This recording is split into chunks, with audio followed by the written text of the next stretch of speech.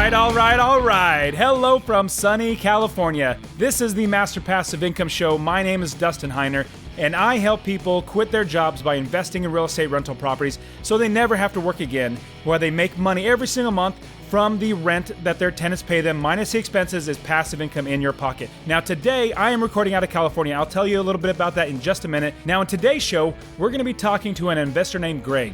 Greg started investing by buying his first house on the courthouse steps. Can you believe that? Now, not many investors actually go to the courthouse steps to buy through an auction a house they've never seen, but Greg did. He's going to show us how he did it. Now, let's listen today as we talk to Greg and how he shares how he bought his first property on the courthouse steps and how you can do it too. All right, let's get in there and start the show.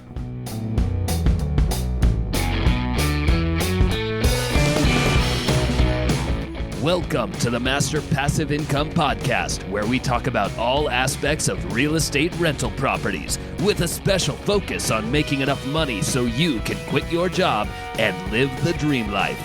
And now, here is your host, Dustin Heiner.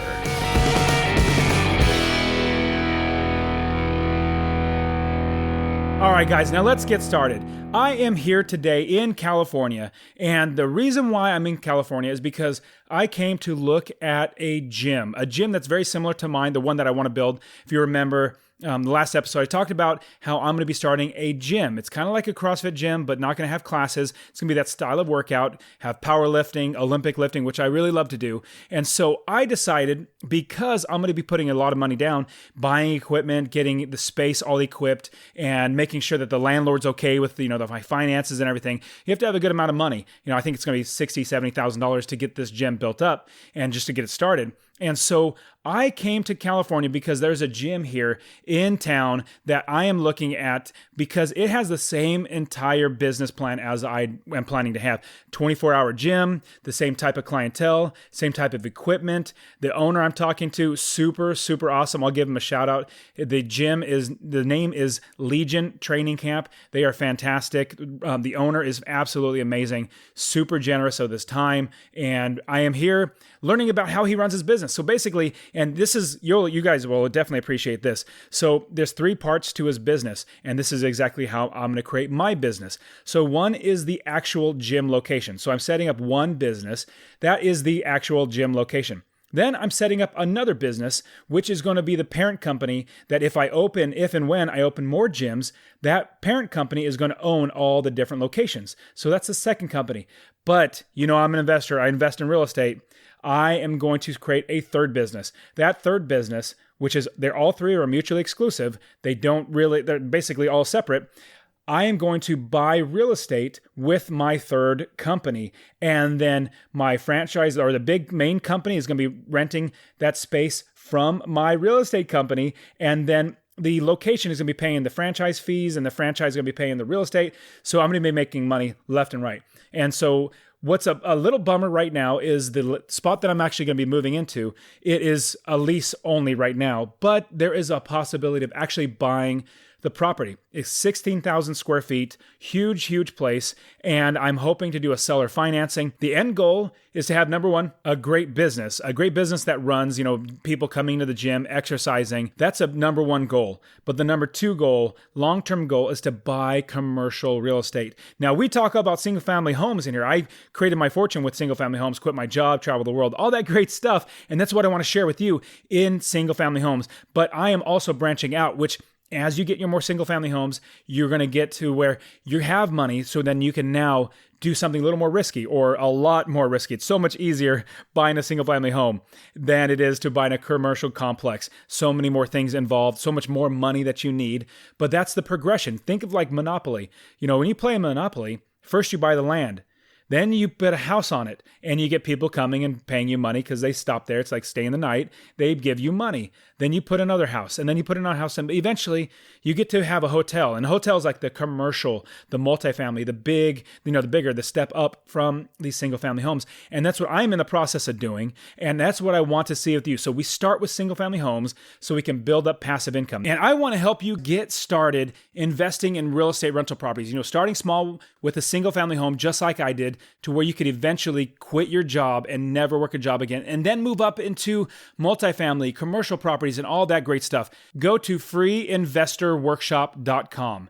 freeinvestorworkshop.com. I want to show you how you can get started. I will also have that link in the show notes page and in the description. This is the 70th podcast episode. If you go to masterpassiveincome.com/70, and that will take you to the podcast episode show notes. So there are 3 things I want you to do. Number 1, I want you to go to freeinvestorworkshop.com. Number 2, I want you to get signed up for the workshop. And 3, watch it so you can change your life forever. And I want to help you to get to where I am, and I'm going to help you every single step of the way.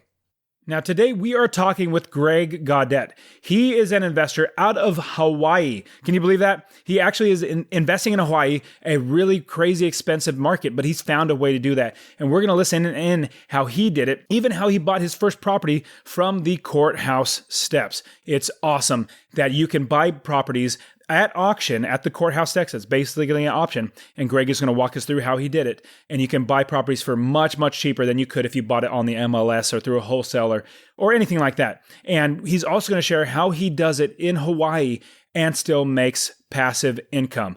Also, one thing I want to share with you, our internet was a little spotty on the connection. So if there's a little bit of, fast forwarding or it just sounds weird, I really, really apologize with it, but it was a great interview and I want you guys to hear it. Okay, guys, now let's get in today's show where we're going to talk to Greg Gaudet on how he invests in Hawaii and buys properties from the courthouse steps. All right, let's start the show.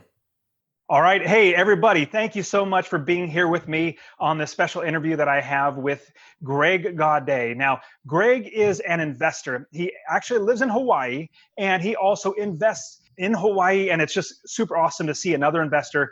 I personally think, man, how in the world can you invest in Hawaii? But Greg does it. So Greg, thank you very much for being here on the show. Thank you for having me. I'm so excited and look forward to talking. Awesome. So tell me a little bit about yourself, where you're from. Are you married? Do you have any kids? And what you like to do personally? Let's get to know you. Yeah, absolutely. So I'm a surfer, kite surfer, stand-up paddleboarder. Basically, I love the ocean and grew up in South Florida, Miami, Palm Beach area, and moved out to Maui in 2012, mostly at the time to be able to surf more. And been here ever since. Love it. And don't see myself leaving anytime soon. Not married yet, but I'm getting married next month. Congratulations. That's great. Yeah, a little late on that one. So about the same age as you, but just never happened. So next month. Hey, no, it's great. Congratulations. Did you meet her in Hawaii? Yeah, I did. Actually, I also had a small stand-up business renting stand-up paddle boards on the side. And she came out to visit a couple months before she and her family were making the move out here, and she came and rented paddle boards for me, and that's how we met. And we actually still run that little rental business on the side now and put the money towards our honeymoon.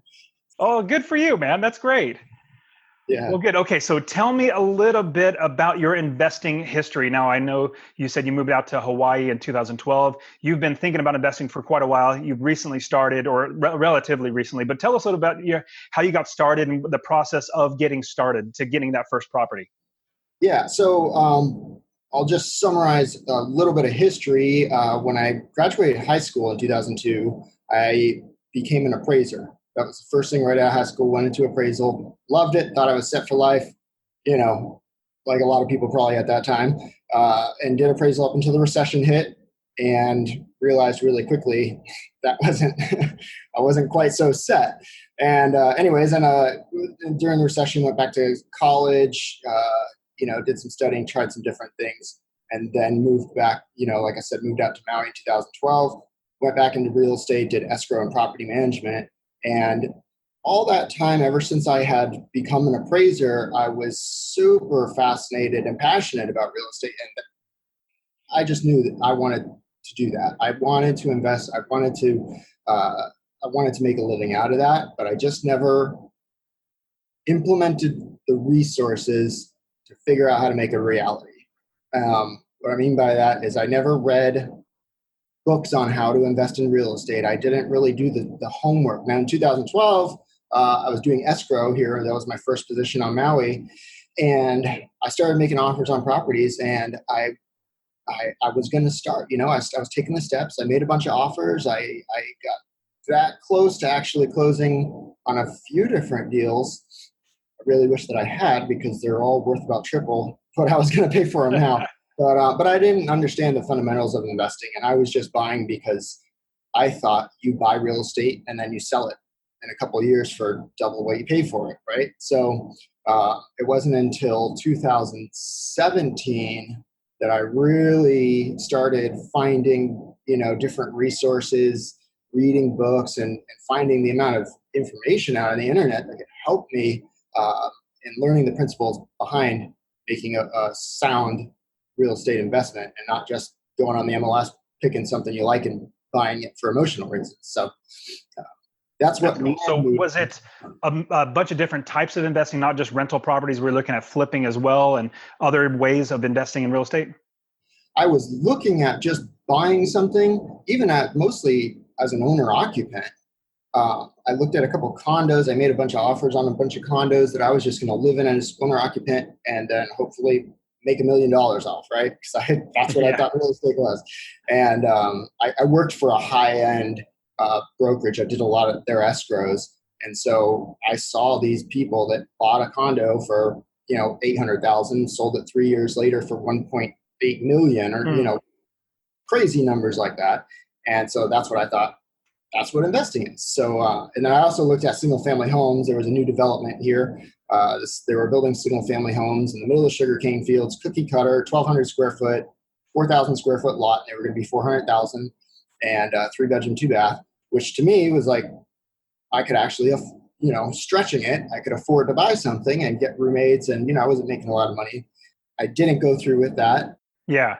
So now you're investing in rental properties. Tell us about your very, very first deal that you did. Tell us about how you found it, how much you paid for, what's the cash flow like, and all the good stuff. And, so we can get to know this deal, because that's a big thing that all the listeners really want to know is, how do you get started? Like, how do you take that first step and buy that first property? It's hard, it's hard to do that, to get over that fear and actually get that first property. So how did you get that first property, and how did everything work out with it? Yeah. So I'd love to take all the credit, but honestly, I owe it all to the people around me. And I just had so much help from others. If it wasn't for all those people, like I said, I started really reading and listening to podcasts and educating myself in 2017. And towards the end of, actually all through 2017, I was going to see units and making offers. I was looking at turnkey companies on the mainland, because it was like, wow, it's $500,000 to buy a starter home here. And it's literally 10 times more. I could buy a house for $50,000 there. So while listening to some podcasts, I made some calls. I really wish I could figure out who it was, but I spoke to somebody that had been on another podcast. I don't quite recall, but I just really resonated with this guy. I called him up and said, "Hey, loved your podcast." We ended up talking for 15 minutes and told him a little about what I was planning and doing. And I told him, there's this condo building here in Maui that you can buy condos for around $100,000. You can cash flow with them, but it's like a D-class building. It's, and I don't know about it. I don't know, what kind of problems it could have, and so on. So I'm going to buy these turnkey houses out in Memphis or whatever, one of those places. And he said, I think you should consider buying your own market. So that's kind of like the catalyst that shifted my focus and said, okay, I got to listen to this guy. He knows what he's talking about.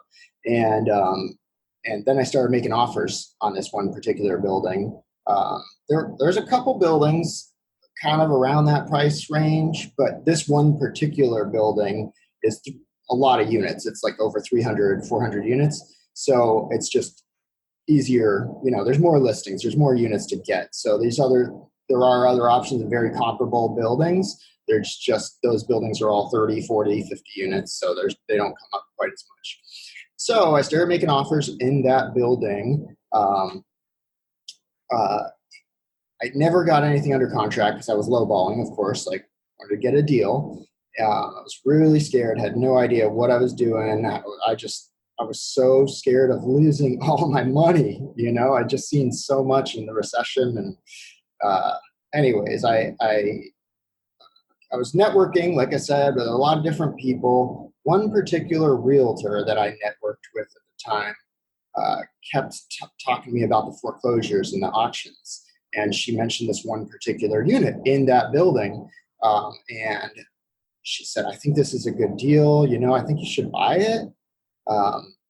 When she first mentioned it, I was like, no, I'm not interested in it. I can't see it beforehand or any of that.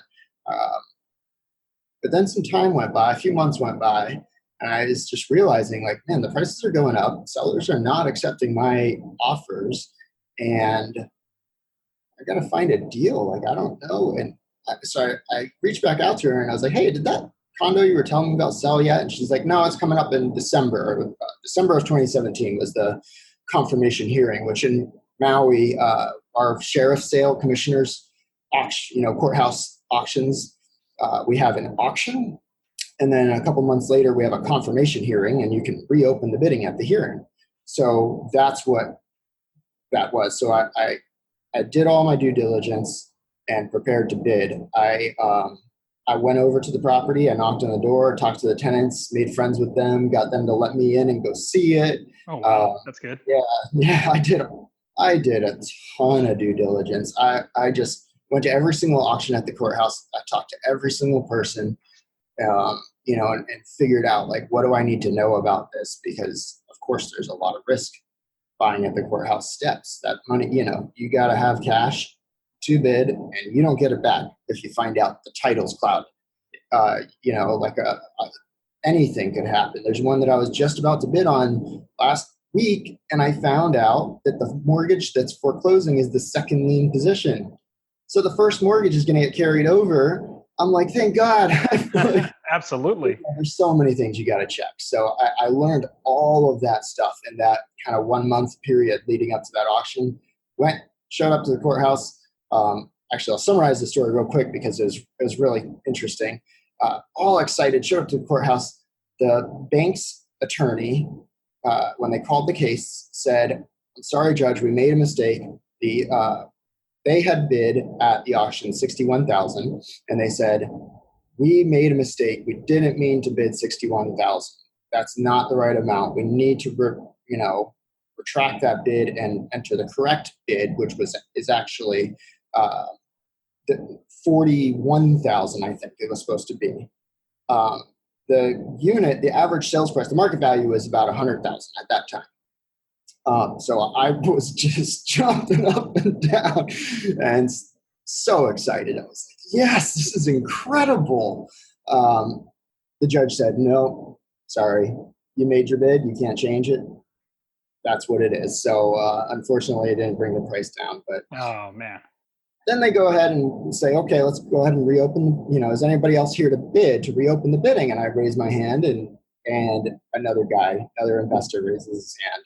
And I said, oh, man, you got to be kidding me. I put the amount of time I put into this thing. I must have put 100, 150 hours at least into researching this particular unit and everything about how to buy it at the courthouse. And so we went out. What we do is when they reopen the bidding, the judge says, go out and do your bidding and then come back in and tell me, and we'll confirm the sale. So we go out into the hallway. The attorney, the commissioner, opens the bidding.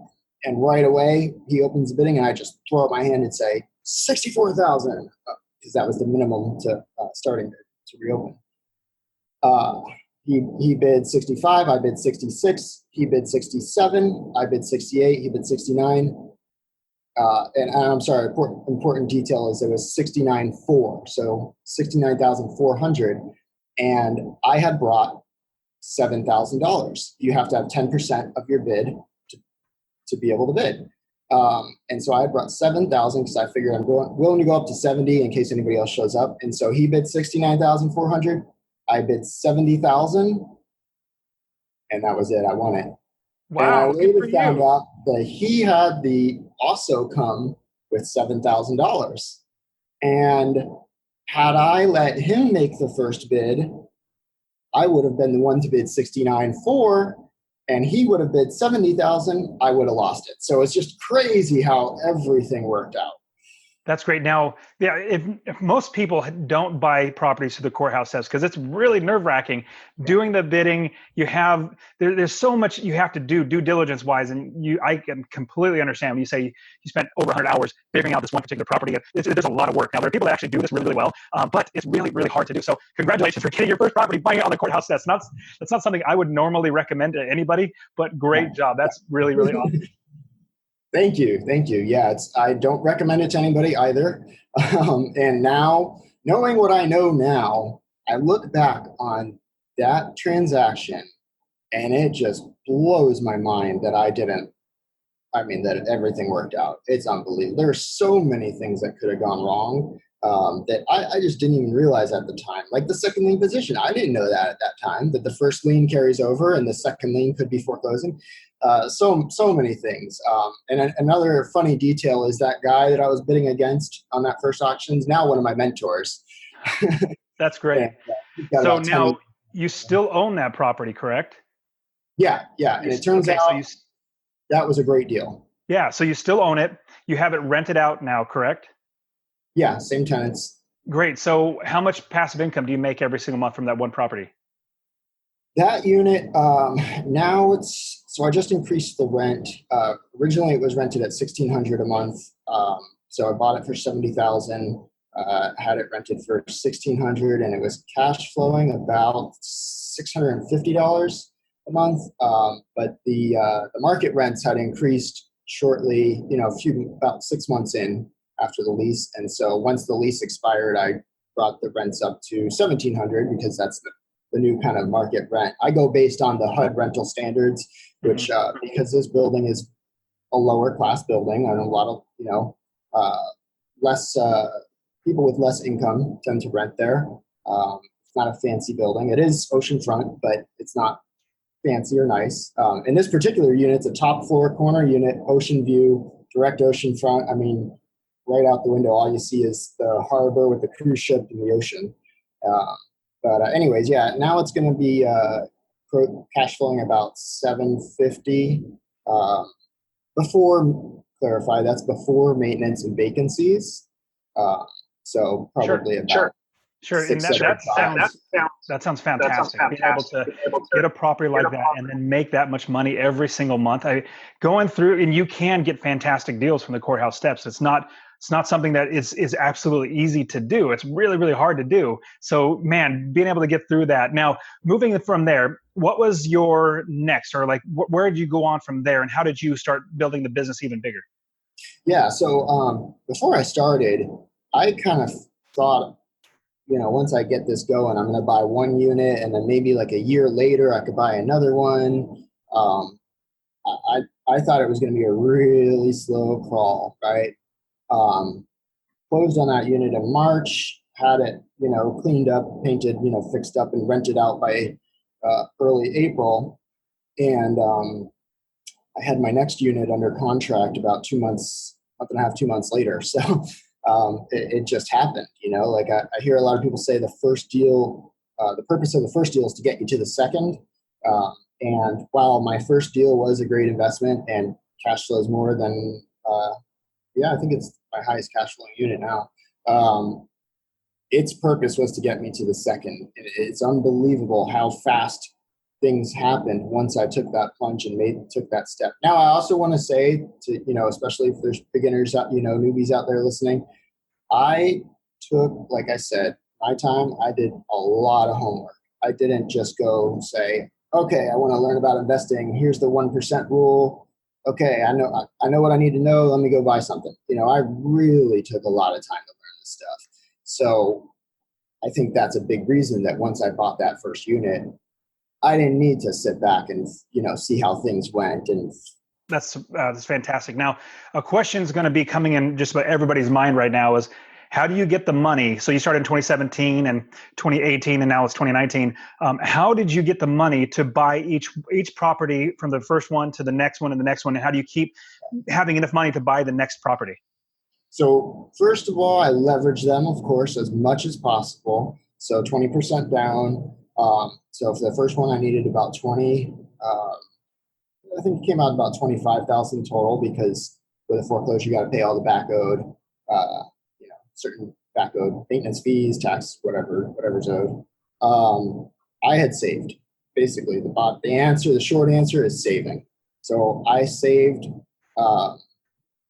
probably 60% of my income, and still do today. I'm probably about 50-60% of my income go straight into savings. So I do work full time still. I'm on a sales, like a business development business sales position. I have a good base salary, and my pay is about half commission, half salary. So I live on my salary, and all my commission goes straight into my savings account. I never touch it, never see it, doesn't exist. And then of course the business now is generating a couple thousand a month in income, which has its own account, and that does not get touched. So basically it was savings. I live off. I mean, that's one of the things I love about your show. You're so frugal, and you're always talking about being frugal, and I love it. I'm all about it. I get passionate about it. I'm in the grocery store, and I put stuff in my cart. I take a couple steps, and then I say, I don't need this. Honestly, to be able to save that much money takes a lot of discipline. So good for you having the discipline to be able to save that much money, or have the foresight and say, I know what I'm going to do with my life. I want to be an investor. I want to invest my money. And number one, you have to have money, but also you use leverage. Leverage is fantastic. I've used it many, many times. I use other people's money so many times. It's what helped me build my business. And I know that with having money in my bank account, it's so much easier to buy properties. Now, it is possible to buy properties with low and no money down. It's absolutely possible, but it takes a lot of work. And it's just so much easier if you have cash. And so that's what I always try to recommend with anybody who is looking to invest. And as you know this, Greg, and everybody else needs to know this, this is not a get-rich-quick scheme. This is a get-wealthy plan. We get wealthy little by little over time. It took me about 6 years before I was able to, once I started investing, 6 years later, I had enough money to replace my income. I didn't quit then because I was nervous, but it took me another 2.5 years, almost 3 years. At 9 years, I finally quit my job. And it took me that long to have enough money. Now I'll never have a job again, which is, praise the Lord, fantastic. But it took time. Now, even just to get started to buy that first property, you had the discipline and the foresight to start saving money now, being frugal, cutting expenses, and making sure that you have money to buy that first property. So good for you, man. That is terrific. Thank you. Awesome. So now that you're engaged and you're going to be married, did you have any problems or conversations that might be an issue with your spouse about your investing, or did you already meet after and you already had the business going? Because I know I had to convince my wife in order to start investing. So how did that go with you? I'm really lucky that my fiance also has worked in real estate. She's in commercial real estate. She works for a large commercial syndication business, actually, on the mainland. So she works remotely for them. She also did escrow. So she understands the industry a lot, and she understands what I'm doing. I started investing right around the same time we started dating. We were together for maybe 6 months or a year when I bought my first unit. She's pretty supportive about it. She knows, like I said, she understands what I'm doing and what the the benefit is going to be for us and our family. And so she's incredibly selfless. She just gives and gives and gives, right? And I'm really, really, really fortunate in that aspect. We just built a home. That was kind of her thing. So it comes down to compromise, right? Like, her dream was to build this home on the hillside with these ocean views, and nothing fancy, but it's expensive to do here, right? And when I say build, but it's actually a prefabricated modular home, so might not quite qualify as building. But anyways, yeah, it's a new home that we put together, and that was her thing. I wanted to house hack. I wanted to buy a house with a cottage. I wanted to live in the cottage and cash flow off of the house. And then when I had a family, I'd move into the main house, and the cottage would still cover most of the mortgage. So to her, it was like she wanted to do this, and she wanted to have 2 homes on the property so her parents could live in one. And I was like, I don't like that idea. But that's what she wanted. And the most important thing to me was to build my investment portfolio. And so our compromise was, we're going to build this house and, have the home the way you want it, with your parents living there with us. And I'm going to buy these rental properties that are going to create the cash flow to offset that mortgage. And so that's what we've done. And we've also house hacked our primary a little bit too, rent out the guest bedroom a little bit here and there. So not all the time, but that helps too. Yeah, I have I have one of my students who he moved from California to Idaho because he wanted to get out of California. He moved into Idaho, and now with all of his real estate investing, he's now since bought a $500,000 home on a lake up in Idaho, which is fantastic. He's living the dream life. On top of that, it even has like you're thinking a cottage or like a little bungalow that it's on like a couple acres. So it has a secluded bungalow. It's right next to the river, or no, sorry, it's a lake. And so he rents that out for like, I want to say like $1,500 total. No, sorry, take that back. He said it covers his mortgage. So everything that he rents, it's an Airbnb. So it entirely covers his entire mortgage for that $500,000 house just from having that one bungalow. So having that perspective of house hacking and utilizing your land to get people inside there living where you are, not necessarily in the same house. If you can have enough land to have another parcel or something that has a property like a home or a bungalow or something like that, you can make good money and have it pay for itself, which would just be fantastic. Yeah, we're gonna now we're talking about getting a tiny home and putting on. We have about a half acre, so we have a little bit of extra space, and we want to either buy a tiny home that we can either rent out, or if it's legal to Airbnb, that'd be great. If not, we'll long-term rent it, or we could just rent the space to somebody that owns their own tiny home, so I don't have to invest anything and just start cash flowing. So if we could make $800 or $1,000 a month just renting the land, we'll do that instead. Much less risk and much bigger return. But that's going to be the next step. That'll be like the long-term play to it won't cover the mortgage, but it'll take a nice chunk out of it, and we'll still have our nice, comfortable space to ourselves. So do you manage your properties yourself, or do you have a property manager? I do self-manage. So I mentioned after escrow, I was a property manager. I managed vacation rentals because that's a massive industry on Maui. In fact, I kind of think like Maui was doing vacation rentals before, vacation rentals ever existed, right? All these buildings in Maui, you go along the beaches, Kihei and Lahaina, are all vacation rental buildings that were built as condotels, condos with a front desk for short-term stays, and they were built in the 60s and 70s like that, and that's what I've been doing ever since. So I managed 70 units in Kihei and had that little bit of experience managing properties, but I also wanted to self-manage, one, to save the money and maximize, my return while I, am small and new and starting and don't have a ton of properties.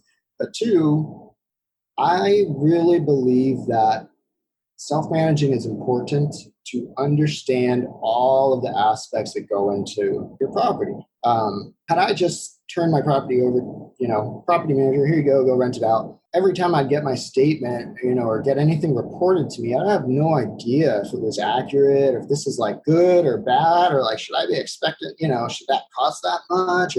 So anyways, I really like to self-manage because I'm learning everything about what goes into my units and what comes out. And one day when I do decide to bring on management, I'll be able to know if I have a good property manager and if they're, if I'm have a good property cash flowing too. So.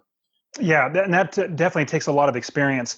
Like I get things from my property manager saying, hey, we have this that needs to be fixed, or this needs to be fixed. And here's a quote we got. Well, number one, give me more than one quote. If it's over $1,000, you better not just bring one quote to me. No, that's a huge no-no. But then I also know what things cost. And so if they come back, hey, this is the quote that I have, I'm like, whoa, that's way outside of what it should cost. It should cost, instead of $1,000, it should be like $750 or $800 at the very top. And so having that experience is something that's a huge benefit. And so, having firsthand knowledge and actual experience. Now, in managing your own properties, Give us an example of something that would have been detrimental having a property manager as opposed to you managing the property yourself. Like, what did you learn, or what have you learned that you can share with everybody else about managing properties yourself? The first thing that comes to mind is that second unit that I had mentioned that was pretty trashed. I did a rehab on it. Not too long into the rental, the wax ring on the toilet gave out. So the bathroom, water was coming up in the bathroom. It's a long story, so I won't go into it, but I got free floor in that unit. So when I did the rehab, I did when I was bringing contractors in while I was in escrow, and they were estimating 10,000, so for the rehab, ended up doing it for 2,000. And I did that because I salvaged the cabinets, the counters, the vanity, the shout, like everything I could. The only thing I really replaced was the flooring and a couple of doors and doorknobs. Yeah, and that's something that's really interesting that you brought up is your boots on the ground. You are the person that is watching all the money coming in and out. Nobody's going to care as much about your money as you. You're the one that's going to be caring. Like my property manager, they do a good job. Actually, all of my property managers, they do a decent job because they know I'm always going to ask them, hey, can you get that cheaper? Can you find another quote, or ask them to come down? So it's just almost like a habit, or just in my nature, and they know this, and so they try to bring it down. But at the same time, all the time when I get an expense or a quote for something, they don't necessarily care as much about my money as I do. I don't care that much. And so if I'm there, I'm going to do it so much better, so much cheaper and more efficient. But that's the thing, as I invest thousands of miles away. And so in investing that far away, I need to be able to put up with the little bit of differences in them spending a little more money or not doing the way I would do it. But what's great is I personally don't have to do any of that work, which is good. So now with your investing and what you're going to be doing in the future, what have you learned out of everything from beginning to end? What lessons have you learned? What can you share with the audience that they can, hey, if I would have done this differently, this would have been better. What lessons can you share with everybody? A couple things. So first, I wish I would have started sooner.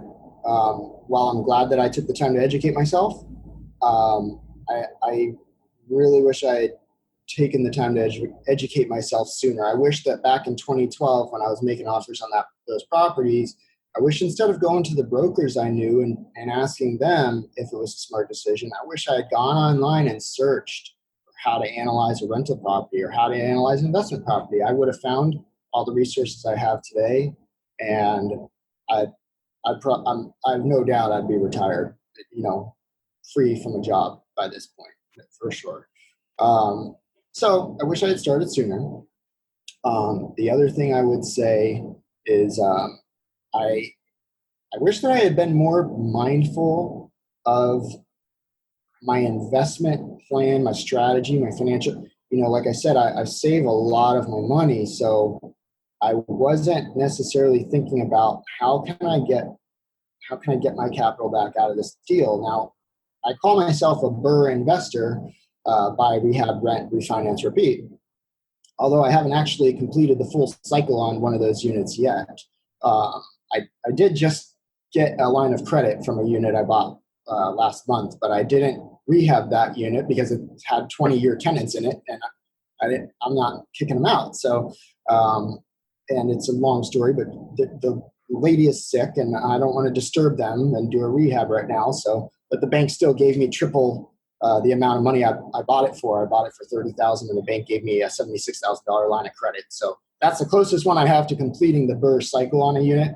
But the point of this is that I wish that at the time I had maybe looked into using alternative funding sources to close on my first couple of units, because I did a great job, I think, of buying them at the right prices.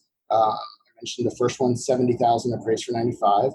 I could have used private money or hard money to close on it and then just refinanced it after closing and got my down payment back. And I would have been able to scale a lot quicker.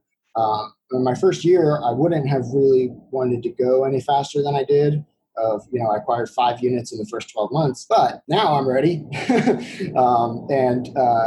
It'd be great now if I had all those funds. Now I can still go and refinance those. But now that I have 5 of them, and I'm working on, the next 3, I don't want to, I can't have all these transactions going on at once, right? The bank doesn't want to refinance 3 of my units at the same time.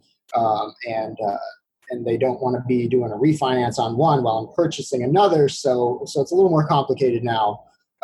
But when I get a nice little break between deals, I'll probably cash out of those and find some way to tap into that equity. But I wish that I had thought about that beforehand and really strategized, done it right so that I could have access to that capital, just pull that capital right back out, and then I wouldn't have to worry about it all now. Yeah, and that's something that when you are learning on your own as you go, there's only a few options that you can see because you don't have all the experience of, years and years of investing. And that's something I love to do with my students is give them more than just one option, like just buy the property. Like, but what's your goal? Like, where do you want to see this next, this business in the next 3-5 years?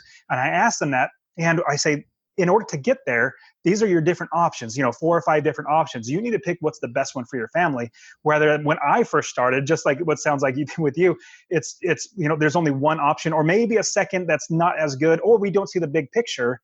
And if we don't see the big picture, we don't know how to plan our business accordingly. So yeah, definitely seeing the big picture. Very, very cool. So Greg, now that we're wrapping up, tell us a little bit about how somebody can reach you if they want to get a hold of you, if they need to work with you, or properties in Hawaii or something like that. Like, how can people get a hold of you? Yeah, so I'll give my email out. It's ponoproperties@gmail, which is PONO properties@gmail.com. Awesome, Greg. Thank you so much for being here on the show. It's been great having you. I know I've learned a lot, and hopefully our students and people listening on the podcast are really going to be seeing, hey, if Greg can do it in Hawaii, that's that crazy of a market, then I can do it wherever I'm living. Because I know that if I live in Hawaii, it'd be the first thought in my mind, like, man, I got to find someplace else to rent or to buy in order to rent. So good for you, man. Well, thank you very much for being here on the show. Thank you for having me. It's been a blast. All right, man. Thanks. Awesome, guys. Now, wasn't that such a great interview with Greg Gaudet, showing us how he invests in real estate in Hawaii and also buying at auction at the Courthouse step. Now, remember, go get yourself that free workshop. Go to Free Investor Workshop, sign up for that workshop, and then watch it so you can change your life and live the dream life. All right, guys, you've been terrific. Thank you so much for being on today, and I will see you next week. Peace out.